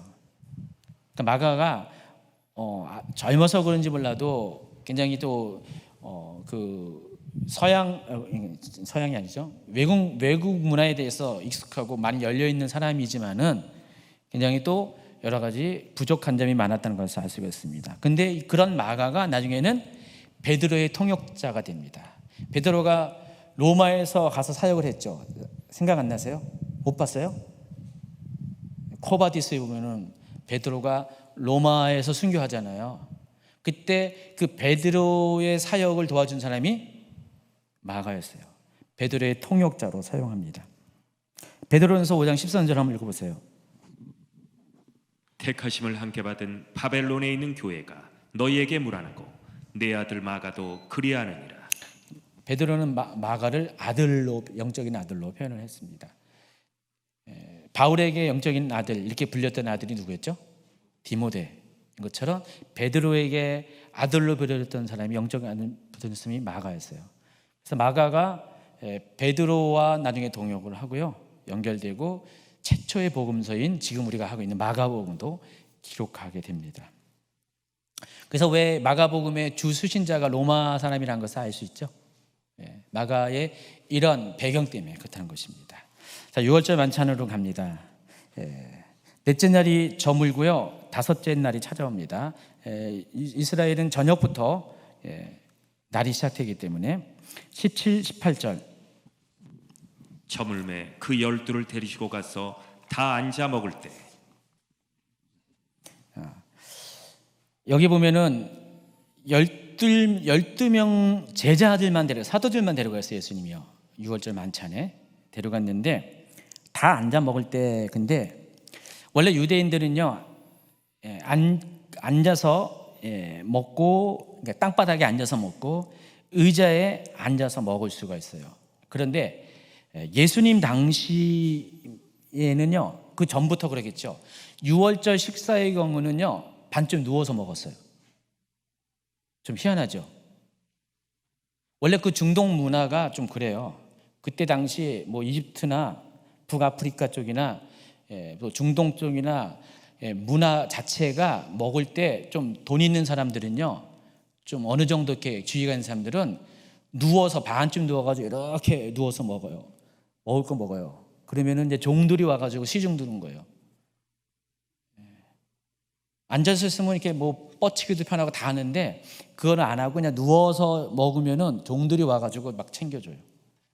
그래서 유대인들이 왜 6월절은 다른 날은 그냥 앉아서 먹는데 6월절은 이렇게 누워서 먹으라고 하는 이유가 한이 맺혀서 그래요. 예전에 이집트에서 종살이 할 때, 지금은 종살이가 끝났잖아요. 그러니까 6월절이라는 의미가 뭐죠? 종살이에서 해방된 날이에요. 그러니까 이제는 우리가 종이 아닌 자유인의 신분이라는 것을 만끽하기 위해서 6월절 때 누워서 먹을 걸 권면을 했대요. 그래서 여러분 레오나르도 다빈치 그림 성화에 보면은, 최후의 만찬 보면은 이렇게 나와 있잖아요. 근데 이게 고증이 잘못된 거예요. 그러니까 레오나르도 다빈치가 무슨 이상한 냄새, 여기 초가 꺼졌군요. 레오나르도 다빈치가 성경을 잘 몰라서, 그때 간섭을 몰라서 저렇게 그림을 그렸는데 실제로는 아주 심하죠. 이렇게까지 해서 먹었대요. 여러분 생각 못 해봤죠? 근데 앞에 두 번째 그림은 그나마 좀 중화시켜가지고 일부는 앉아있고, 그러니까 의자가 아니라 바닥에 앉아있는 거죠. 일부는 반쯤 누워서. 저는 한 요 그림이 제일 나을 것 같아요. 심하게 보면 이제 다음 그림, 이 정도까지 누워서 먹었다. 지금 12제자 그 최후의 만찬 그림이에요. 지금 저게 실은 고중에 가까운 거예요. 저렇게 먹었다는 것입니다. 바쁜데 별 얘기 다 해서 죄송합니다. 뭐 이때 얘기 안 하면 언제 또 얘기합니까? 자, 그런데 예수님께서 6월절 만찬 중에 제자들 중에 한 사람이 예수님을 팔 것을 예고하십니다. 자, 재밌어요. 19절을 한번 읽어주세요. 19절, 20절. 그들이 근심하며 하나씩 나는 아니지요 하고 말하기 시작하니 그들에게 이르시되 12 중에 하나 곧 나와 함께 그릇에 손을 넣는 자니라. 그러니까 제자들이 한 명씩 한 명씩 주님 저는 아니죠? 아니죠? 아니죠? 아니죠? 했다는 것입니다. 그때 예수님께서 12 중에 나와 함께 그릇에 손을 넣는 사람이 바로 그 사람이다. 위에는 나와 함께 먹는 자. 여기서 그릇이라는 것은 유월절 음식 중에 뭐 고기도 있을 것이고 쓴나물도 있고 여러 가지 있습니다. 이것을 찍어 먹는 소스가 있고요. 뭐 간장 비슷한 그런 거, 소금물 이런 거. 거기에다가 이제 이렇게 찍어 먹는 거예요. 이렇게 찍어 먹는데 그 그릇에 같이 손을 넣는 사람. 동시에 넣는다는 뜻이 아니라 그 그릇을 같이 사용한다는 뜻이에요. 그 제자들 모두가 거기에 해당하잖아요. 그렇죠? 예. 근데 이 말을 의미한 것은 이 사람들은 그냥 보통의 사람이 아니라 음식을 함께 먹는다. 같은 그릇에 손을 넣는다. 이것은 굉장히 친밀한 관계를 의미하는 거예요. 그러니까 친밀한 사람 중에서 예수님을 배반하는 사람이 나온다. 그 예고를 하고 있습니다. 요한복음 13장에서는 그 사람이 바로 가룟 유다라는 것을 알려주고요. 13장 37절 보니까 유다가 그 조각을 받고 곧 나가니 밤이다 그랬습니다. 자, 다시 이제 마가복음으로 돌아오면은요, 21절에 보면은요, 이렇게 예수님 말씀하십니다. 인자는 자기에 대하여 기록된 대로 가거니와 인자를 파는 그 사람에게는 화가 있으리로다. 그 사람은 차라리 나지 아니하였더라면 자기에게 좋을 뻔하였느니라. 차라리 나지 않았으면 좋겠다라는 것이 어떻게 보면 예수님이 유다를 향한 저주의 말을 하는 것 같이 보이잖아요. 그렇게 들리죠? 근데 이 말은 당시의 격언 같은 거예요. 격언 같은 것이라서 죄인들에 대한 저주를 표현하는 말이에요. 근데 예수님이 저주한 게 아니라 예수님은 오히려 동정하는 의미로 이 말씀하신 거예요. 그러니까 이 말을 이제 제자들이 이야기 들었을 때 저 사람은 나를 파는 사람에게 화가 있을 것인데 차라리 나지 않았으면 좋았을 것이다 라고 할 때는 사람들에게는 저주하는 말로 들었잖아요. 제자들이 알잖아요. 이 말이 그때 당시 유대인인 이 제자들은 이게 속담이랑 격언이라는 거 알 수 있잖아요. 유대인들만이 알 수 있는 관용적인 표현이라는 것입니다. 지금 예수님이 지금 저주하는 것처럼 많이 들리는 그런 의미로 지금 이렇게 받아들이고 있어요. 근데 예수님이 그런 말을 하면서까지 지금 당부하는 게 이제라도 늦지 않았으니까 빨리 생각을 돌이켜라, 마음을 돌려 회개하라라는 그런 의미로 이 말씀하셨습니다. 근데 끝까지 유다는 이 얘기를 들었음에도 불구하고 회개치 않습니다. 그리고 결국 예수님을 사내들인 공회에게 넘겨줍니다. 그리고 얼마 되지 않아 자신의 일을 뉘우쳐요. 반나절도 안 걸립니다. 예수님을 넘겨주고 그날 밤에 뉘우치고요. 그리고 자살을 합니다. 근데 이 유다가 회개했을까요? 안 했을까요? 회개 못했죠. 만약에 회개를 했으면 자살을 하지 않죠. 즉 유다의 행동은 회개 때문에 그런 것이 아니라 후회 때문에 그래요. 후회. 자기 자신에 대한 미움 때문에 그렇다는 것입니다. 여러분, 같은 날 제자들도 다 예수님 배반했잖아요. 모두 다 나를 떠나리라 예수님 말씀하셨고 말씀 그대로 제자들은 다 도망갔잖아요. 베드로도 닭이 두 번째 울기 전엔 네가 나를 3번 부인할 것이다 말씀하신 그대로 베드로도 부인했잖아요. 근데 유다와 제자들의 차이가 뭘까요? 유다는 후회했고요. 제자들은 회개했다는 것입니다. 그러니까 그 상황만 보면은 나머지 11 제자나 유다가 똑같아요. 예수님 앞에 다 신의를 잃어버린 사람이고요. 다 배신한 자예요. 다 배신자예요. 다 배신자임에도 불구하고 나머지 11 제자들은 회개했고 회개의 결과 다시 모든 것을 회복하는 그런 기회를 얻게 되었어요. 근데 후에는 절대로 회복의 기회를 주지 않습니다. 그러니까 유다는 그런 면에서 잘못된 선택을 했습니다. 그러니까 예수님은 계속해서 유다가 자신을 팔 것을 알았고요. 지금 어떻게 행동을 하는 것도 다 알았고요. 아시면서도 계속해서 유다만이 알 수 있는 어떤 코드를 전해주시면서 힌트를 주시면서 유다의 마음을 자꾸 돌이키려고 했었어요. 그러지 말라고 했는데 결국 유다는 행동을 그대로 옮겼습니다. 그리고 결국은 또 회개치도 않고 후회를 통해서 결국 자기 자신의 목숨을 버리게 됐습니다. 자, 성만찬을 하십니다. 22절부터는 성만찬을 이야기 나오는데 예수님이 떡과 포도주를 나누면서 이것이 내 몸이고 내 피다라고 그랬습니다. 지금 예수님은 이 성만찬을 통해서, 그러니까 예수님이 성만찬을 제정하신 것입니다. 이 장면이. 그 전에는 이런 성만찬 게 없었어요. 그러니까 바로 이날 이런 일이 있었다는 것입니다. 그러니까 예수님과 제자들이 지금 3년 동안 유월절 만찬을 같이 했을 거 아니에요. 근데 예수님이 한 번도 이와 같은 방식으로 떡과 포도주를 나누지 않았다는 것입니다. 근데 예수님께서 이날만큼 아주 특별한 방식으로 떡과 포도주를 나눠줬어요. 떡을 나눠주면서 내 살이다, 내 몸이다. 또 포도주를 나누면서 많은 사람을 위해 풀리는 나의 피, 언약의 피다라고 했습니다. 이 의식을 또 계속 기념하라 그랬어요. 계속해서 이것을 행할 것을 명령을 하고 있습니다. 근데 실은요, 이 성만찬이 이걸 통해서 그동안 제자들이 드려왔던 구약의 제사가 이 성만찬으로 대체가 되는 것입니다. 예수님께서 구약의 제사의 의미를 성만찬을 통해서 새롭게 해석을 하신 거예요. 그러니까 희생제물이라는 게 뭐죠? 동물의 살과 피를 제물로 드린 거예요. 하나님께 흠양하는 제물을 드리는 거잖아요. 그래서 동물의 이 살이 해당하는 것이 예수님의 살인데 그것이 떡으로 대체됐고요. 또 피를 대신하는 것이 포도주로 대체가 되는 것입니다. 그래서 지금 예수님은 계속해서 성만찬을 하라라고 하는 것은 구약에 드렸던 제사를 대체해서 이제는 제사를 드리지 말고 성만찬을 드리라라는 것이라는 것을 아시기 바랍니다. 185페이지 넘어갑니다. 이제 시간 관계상 빨리빨리 하겠습니다.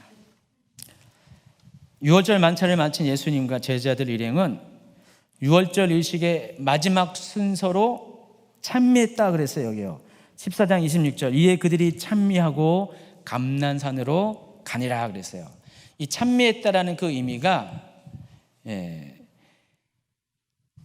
할례를 불렀다라는 그런 의미예요. 지난번에 제가 주일설교인가에 한번 이야기를 했던 것 같아요. 주일설교인가요? 수요일날 강의인가요? 최근에 했었어요. 가까운 시일 했었는데 6월절 이스라엘 사람들은 시편에 보면은 모두 세 군데의 할례 찬양 모음집이 있다고 그랬잖아요.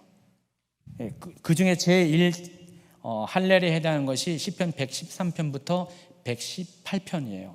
거긴 전부 다 하나님을 찬양하라라는 메시지가 다 그 시편에 다 공통적으로 들어가 있어요. 이거를 할례라고 불렀습니다. 근데 이 제1 할렐은 시편은 유월절 때 사용하는 시편이었어요. 그래서 113편부터 순서적으로 유월절 행사를 할 때 순서적으로 시간대별로 불렸는데 유월절 행사의 마지막 부분에 115편부터 118편을 불러요. 그 선창을 누가 해요? 할렐루야 하고 사람들이 이렇게 응답한 다음에 대략적으로 그 시편의 본문의 후반부를 노래로 화답합니다. 가령 118편 한번 볼까요? 14절부터 17절. 여러분이 한번 같이 하겠습니다. 시작. 여호와는 나의 능력과 찬송이시요 또 나의 구원이 되셨도다. 의인들의 장막에는 기쁜 소리 구원의 소리가 있으며 여호와의 오른손이 권능을 베푸시며 여호와의 오른손이 높이 들렸으며 여호와의 오른손이 권능을 베푸는 치는도다. 내가 죽지 않고 살아서 여호와께 하신 일을 선파리로다. 이렇게 이 시편 118편을 불렀다는 거예요. 6월절 만찬을 마무리하면서 이 시편을 찬미로 노래 가사로 이렇게 불렀다는 것입니다. 그리고 나서 감람산을 향해 나아갑니다. 감람산으로 갈 때 예수님께서 제자들에게 너희가 다 나를 버릴 것이다 라고 말씀하시고요, 내가 살아난 후에는 너희보다 먼저 갈릴리로 갈 것이다. 자, 이러자 베드로가 뭐라고 했습니까? 29절, 베드로가 여짜오되 다 버릴지라도 나는 그리하지 않겠나이다. 자, 예수님께서 대답하십니다. 내가 진실로 너에게 이르노니 오늘 이 밤 닭이 2번 울기 전에 네가 3번 나를 부인하리라. 베드로가 힘있게 말하되 내가 주와 함께 죽을지언정 주를 부인하지 않겠나이다 하고 모든 제자도 저도 부인하지 않겠나이다, 저도요, 이와 같이 말하니라. 맨 마지막에는 요한이에요. 이스라엘 사람들은요, 닭이 밤중에 3번 운대요. 첫 번째 닭은 12시 30분, 둘째 번 닭은 1시 30분, 세 번째 2시 30분. 그래서 닭이 2번 울기 전이란 것은 1시 30분, 그 정도의 시간이 되면은 그때쯤 돼서 베드로가 3번이나 나를 부인할 것이다, 이렇게 얘기할 것입니다. 자, 겟세마네 동산으로 갑니다. 예루살렘 성을 빠져나오면은요, 기드론 골짜기를 건너서 감람산으로 가는 바로 초입 부분에 겟세마네가 있습니다. 한번 볼까요? 지도를 보시면은, 자, 여기가 성전이고요, 이렇게 기드론 골짜기를 이렇게 밑으로 내려가서 올라가죠. 저 위에가 이제 감람산이잖아요. 그 바로 기슭에 겟세마네라는 곳이 있습니다. 이 겟세마네라는 곳의 이름의 뜻은 히브리어로 기름 짜는 것, 또 기름 짜는 틀이라는 뜻이에요. 실제로 여기 가면은요, 올리브 나무가 엄청, 여기가 저기 왼쪽에 밑에 보면은 교회 건물 보이죠? 저희가 기념교회고 바로 옆에가, 그러니까 이 그림의 맨 아래 모서리가 겟세마네라는 동산입니다. 정원 같은 곳이죠. 거기 들어가면 저렇게 오래된 나무들이 많아요. 저기 감람나무예요, 올리브 나무. 이렇게 굉장히 많습니다. 올리브 나무가 굉장히 조지역에 많아요.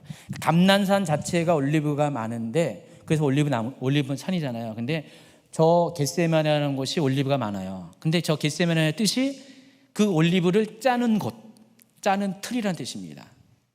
그럼 여기서 올리브를 짜는, 오일을 만드는, 압축하는 그런 장소였다는 것을 알 수가 있습니다.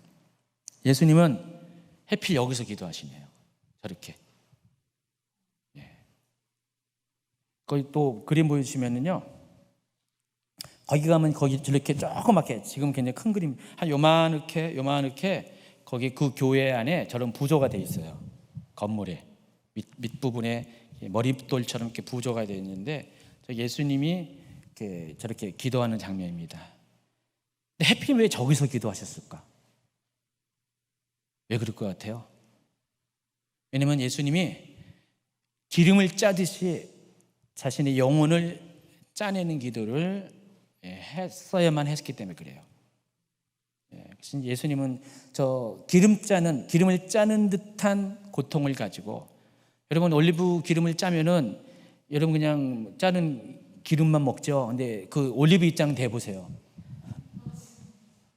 막 쪼여지는 그 고통 있잖아요.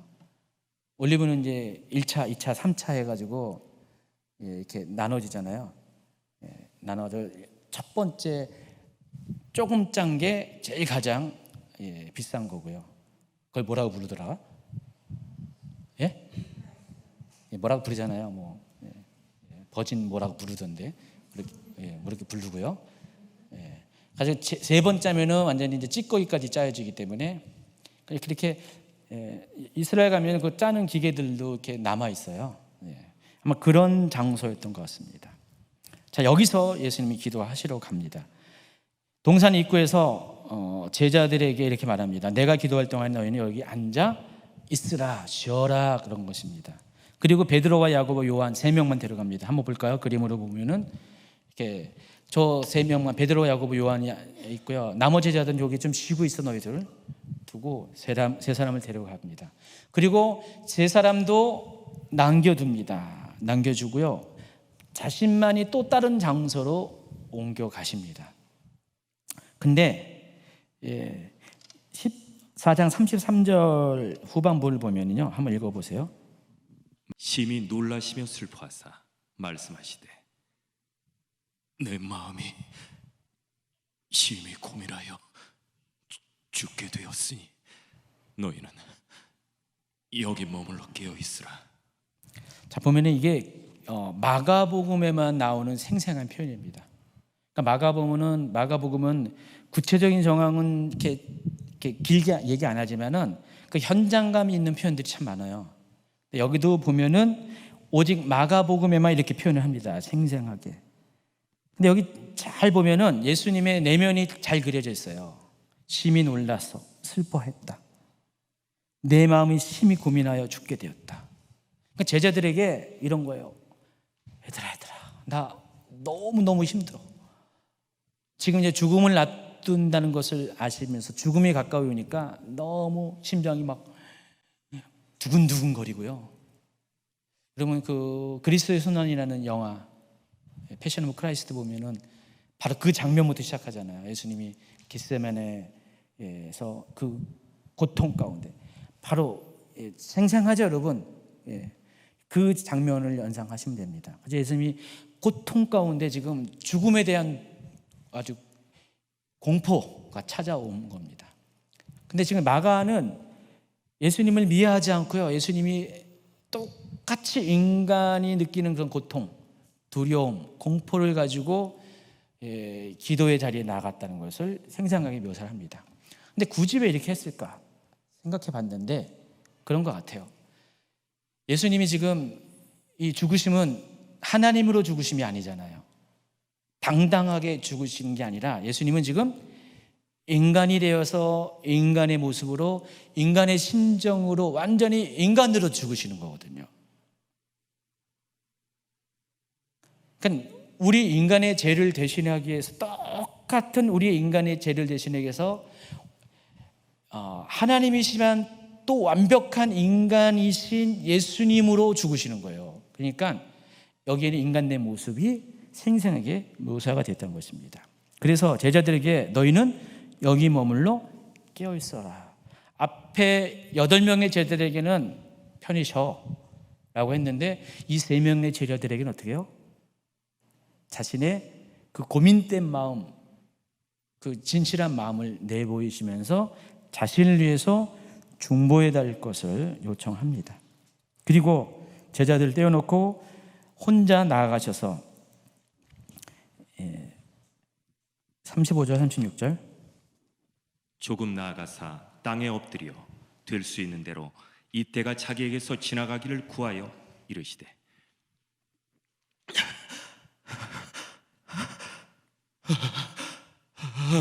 아버지여, 아버지께서 모든 것이 가능하니 이 잔을 내게서 옮기시옵소서 하더라. 예, 정말 그렇게 하셨을 것 같아요. 이 제자들에게 하시는 표현을 보면은 저런 고통 가운데 지금 여기가 어디라고 했어요? 아까 올리브 기름을 짜는 곳, 틀이라고 그랬어요. 지금 예수님이 지금 그 틀에서 지금 막 짜는 듯한 기도를 저렇게 하셨을 것 같아요. 그렇지만 나의 원대로 마시옵고 아버지의 원대로 하옵소서. 자, 이 말씀을 하시고 다시 제자들에게 돌아갑니다. 딱 왔더니 제자들 어떻게 하겠어요? 80번 그림 보여주면은 예수님은 이렇게 기도하고 고통 가운데 기도했는데 딱 왔더니 제자들이 저러고 있어요. 깨어 있으라고 했는데 지금 예수님이 이렇게 지금 고통 가운데 먼 장소도 아니고 바로 옆에서 막 기도하고 고통 신음 가운데 기도하고 있었는데 제자들은 저렇게 주무시고 계셨다는 것입니다. 제자들의 모습을 보고 베드로에게 뭐라고 했습니까? 내가 1시간도 깨어 있을 수 없느냐. 어떤 분은 이걸 가지고 한 시간 기도해야 된다. 여러분, 유대인의 시간 개념은 한 시간이 아니란 거 아시죠? 곱하기를 하셔야 됩니다. 깨어있으려면 2시간을 해야 됩니다. 2시간 하세요. 그래서 베드로에게 이 말씀하시는 것은 앞전에는 예수님을 위해서 중보하라고 한 거고, 지금은 베드로 자신을 위해서 시험에 들지 않도록. 실제로 베드로가 이때 기도했으면 시험에 빠지지 않았을 텐데, 베드로는 이때 기도 안 해서 곧바로 시험에 빠지게 됩니다. 세 번째 와서 말씀하십니다. 14장 41절. 세 번째 오사 그들에게 이르시되 이제는 자고 쉬라. 그만 되었다. 때가 왔도다. 보라, 인자가 죄인의 손에 팔리느니라. 일어나서 함께 가자. 보라, 나를 파는 자가 가까이 왔느니라. 예수님이 이제 다 기도를 마친 다음에 이제는 이제 올리브 입장에서는, 열매 입장에서는 다 짜졌잖아요. 속이 편한 거예요. 이제는 짧고 다 짜졌으니까 기름으로 쫙 나왔잖아요. 그러니까 이제는 자유로운 거예요. 예수님이 이제는 당당하게 자, 일어나 함께 가자 하면서 당당하게 죽음 앞으로 나아갑니다. 자, 예수님께서 말씀하실 때 곧바로 시간 간격 없이 유다가 찾아옵니다. 대제사장들과 서기관들과 장로들, 다시 말해서 산헤드린 공의회에서 파송한 무리들을 데리고 옵니다. 그리고 미리 짜놨어요. 내가 가서 뽀뽀하는 사람, 입 맞추는 자가 바로 예수다 해서 86번 그림 이렇게 오자마자 예수님을 입 맞춥니다. 그리고 그들이 손을 대어서 예수님을 딱 잡어요. 그때 곁에 있는 자 중에 한 사람이 칼을 빼어 대제사장의 종의 귀를 쳐서 떨어뜨렸다. 저기 누구라고요? 여기서는 안 나오는데, 아니요. 저 칼 빼서 죽인 사람 베드로입니다. 요한복음에서는 이게 또 보충 설명이 나옵니다. 18장 10절에 보니까 요한복음, 이에 시몬 베드로가 칼을 가졌는데 그것을 빼어 대제사장의 종을 쳐서 오른편 귀를 베어버리니 그 종의 이름은 말고라. 아니면 말고가 아니라 그 사람 말고. 지금 요한복음은요, 칼을 뺀 사람이 누군지 또 다친 사람이 누군지가 아주 명확하게 다 나와 있어요. 근데 제가 보니까 요한복음에서 보니까 시몬 베드로가 칼을 가졌다 그랬어요. 그럼 지금 시몬 베드로가 지금 칼을 갖고 다녔다는 거 아니에요? 그렇죠? 품고 다녔다는 거 아니에요? 여지껏. 지금 예수님과 함께 3년을 보내면서, 글쎄요, 이 시간 때문에 준비한 건지는 모르지만은, 그러니까 베드로 자체가 이때만 해도 어떻게 해요? 예수님을 따라다니면서 하나님 말씀을 들으면서 온유함을 배우고 다 이런 것들을, 공의를 배우고 사람을 선대하는 걸 다 배우면서도 한편으로는 또 칼을 품고 다녔어요. 여러분도 그래요. 베드로 같은 분이 있어요. 칼 품고 다니는 분이 있습니다.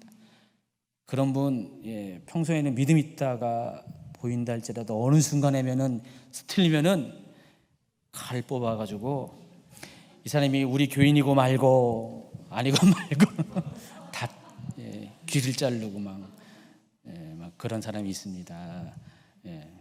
조심하세요. 베드로 같은 사람 조심하시기 바랍니다.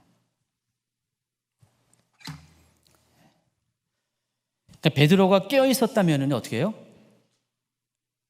이렇게 시험에 빠지지 않았죠. 예수님처럼 하나님 뜻을 구했다면요, 예수님도 지금 갈 수 있거든, 하나님 이 잔을 내게서 떠나게 해주세요, 내게 돌리지 마세요, 기도했잖아요. 근데 결국은 기도하다 보니까 하나님 뜻을 구했잖아요. 우리가 과정은 다 그래요. 내 뜻 구하고요, 내 방식 구하고요, 피하고 싶어요, 다. 근데 기도를 하면은 결국은 하나님 뜻으로 종결이 됩니다.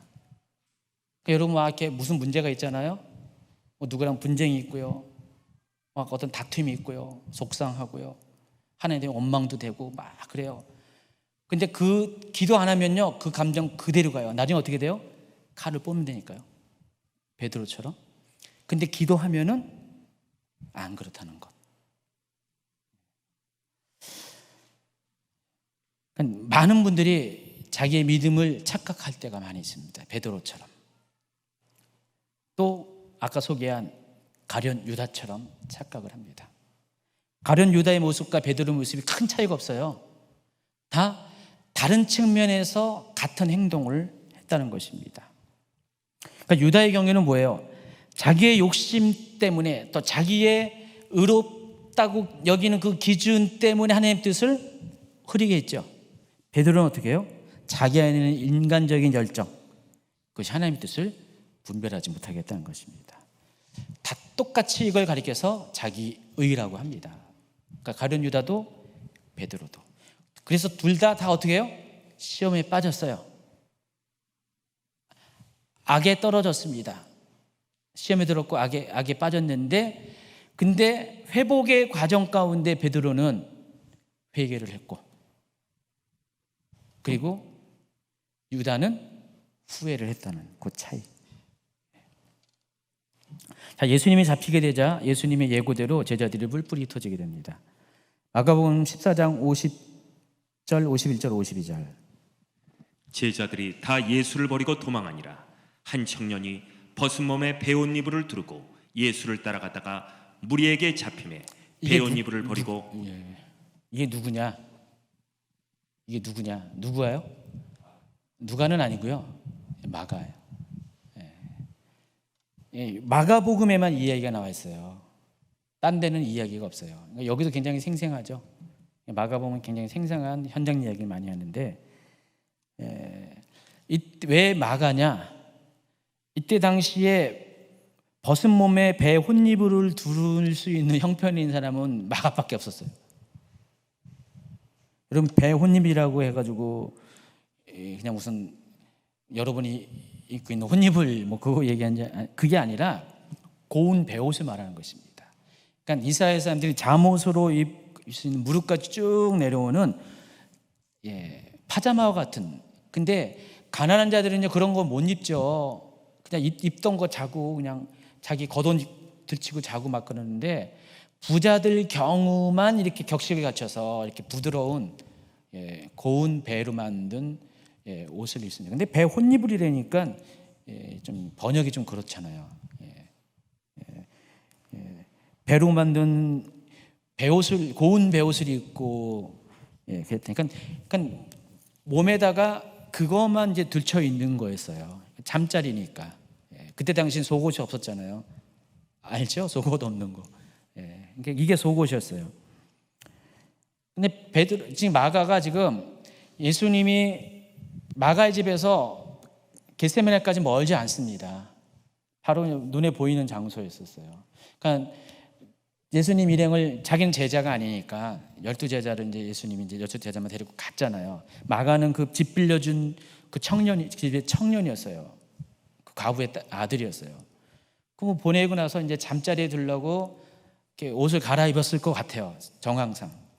근데 분위기가 바깥에서, 이 사람은 이제 예루살렘 성전 구역에 살고 있었거든요, 마가는요. 바로 그 지역에서 골목에서 막 무리들이 막 웅성웅성대면서 예수님 잡으려고 한 몇백 명 파송됐을 거 아니에요. 막 횃불을 들고 가는 것을 듣고 봤어요. 봤더니 가는 모습을 보니까 예수님이 감난산을 가신다는데 지금 그쪽을 향해 가고 있어요. 지금 마가가 지금 급한 거예요. 옷을 갈아입을 겨를도 없이 속옷 차림에, 잠옷 차림에 쫓아간 겁니다. 쫓아갔더니 그런 일이 생겼어요. 곧바로 유다가 도착하자마자 곧바로 예수님에게 입맞췄고 곧바로 잡았잖아요. 그리고 사건이 곧바로 있자마자 제자들은 다 뿔뿔이졌잖아요. 그러니까 마가가 도착하자마자 바로 그 사건이 일어나서 마가도 놀란 김에 갑자기 급작스럽게 도망갔는데 어떻게 해요? 옷을 벗고 가는 거예요. 이게 급하게 도망가느라고 이게 발이 걸리고 막 그래, 무릎까지 걸리고 그러니까 옷을 벗고 도망을 쳤다. 자, 이 사건을 정황을 마가는 그대로 집어넣었어요. 자기의 수치일 수도 있어요. 뭐 자기라고 밝히지 않았지만은 듣는 사람은 다 알 거예요. 이야기하면서 결국 뭐예요? 이 상황이 얼마나 급박하게 일어났고 그리고 모든 사람이 예수님을 버렸다는 것을 강조하고 있습니다. 이처럼 예수님은요,